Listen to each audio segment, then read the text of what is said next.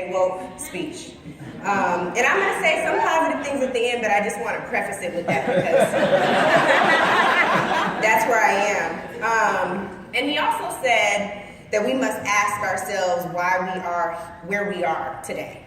And I think that's an important frame, I hope not just for this speech, but overall. So with that, I want to say thank you so much. I had the opportunity to meet. Our topic is supposed to be diversity and inclusion in a post-Obama era. And I just want to offer some caveats to that. I think it's diversity and inclusion in an environment that has become increasingly us versus them, in a space that has become increasingly black or white, and we know that none of us exist in spaces that are just purely black or white. So this is diversity and inclusion in the era of Donald Trump, our president-elect. Your president-elect. I'm not ready to claim him yet. I told you I'm going to keep it all the way 100 today. But we are going to be all right. So what I want to do, it sounds like I've broken the ice a little bit. That's great. You all still weren't dancing to Kendrick, so I still want you to do this part. And that is to just yell out one word, not all at the same time. You know when people call into the conference call and say everybody says announce yourselves and everybody goes at the same time, let's try not to do that. But yell out one word that describes how you feel about the election.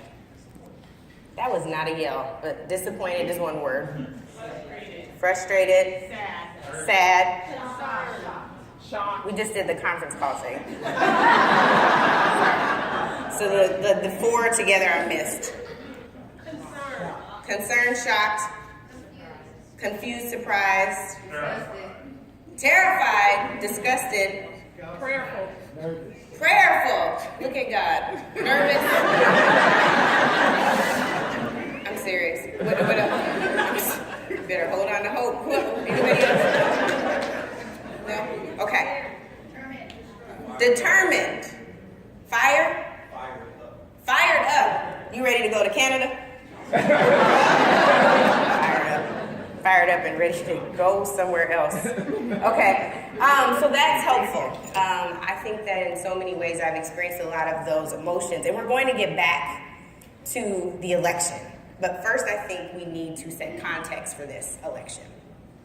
And I can't take you back through all of history, but what I do want to do is set this up from 2008. So this election, first let's talk about this. This election happened with this backdrop of Colin Kaepernick, right, protesting the national anthem because he wanted to speak out against state violence against black people in this country. And some of us, I'm saying us because I was one of them, learned at that time that there's also this atrocious third verse of the national anthem that overwhelmingly had been ignored, and I think on purpose. My teachers didn't teach me about this. I was like the protest kid in class, so I didn't know this. So the third verse is, no refuge could save the hireling and slave from the terror of flight or the gloom of the grave, and the star-spangled banner in triumph doth wave over the land of the free and the home of the brave. And I'm saying that to you because we had Colin in contrast with our first black president, who didn't condemn him for his protest, but there still is kind of this spectrum and this disagreement that exists. We know that the president was initially condemned for not wearing a flag pin in 2008. And then he wore the flag pin. Some of us didn't want him to wear the flag pin.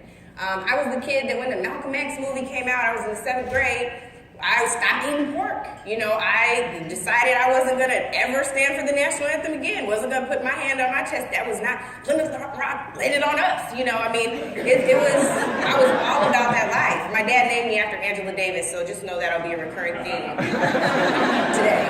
But I'm saying that to say it's a tough moment because many of us carried into Colin's protest, and yes, I am a Seahawks fan, but I bought the jersey to support him. We took with us all of the black lives that we watched get taken away from us over the last several years. And I'm not talking about a Rodney King beatdown. I'm talking about in the 2000s. since the president has been in the White House, since President Obama's been in the White House. So then you have this whole idea of, can we elect this first black president in 2008? And when he was elected, we saw people talking to us about being post-racial. And many of us didn't have to go far to remember what it was like in 2008 when they questioned his ability to be president because of his blackness.